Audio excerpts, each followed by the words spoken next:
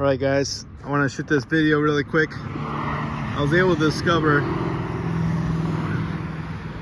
to discover why my gate wasn't working. I shot a video that my gate was stopping midways, not working, sometimes working, not working. And so may this help anybody that has a Door King model like mine. That'd be posted below this video, because I didn't memorize it. So let me lift this thing up real quick.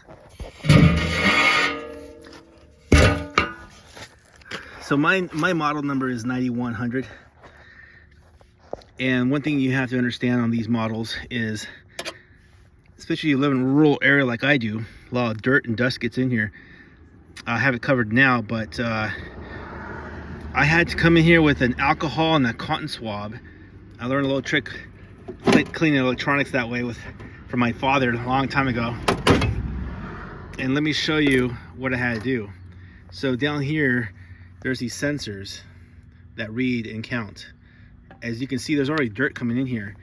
This film right here, this dirt, is what loses its counter. So you have to make sure that you're cleaning the sensors with alcohol.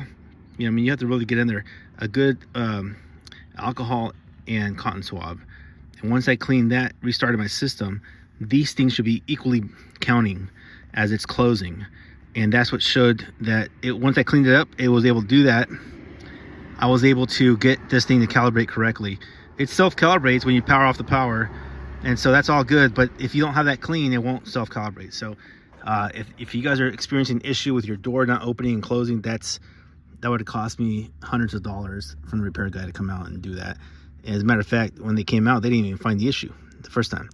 So may that save you guys bucks, and hope you guys enjoy this little trick to help you get your Door King working correctly again.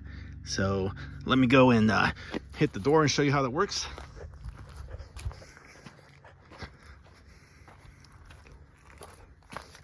I have a keypad for people that want to exit when they walk their dogs on my land. Just punched it in and there it goes. These multi-codes are really cool because you just add the box to the unit and you set the code to be the same, and it works out great between opening and closing. Now we're closing it.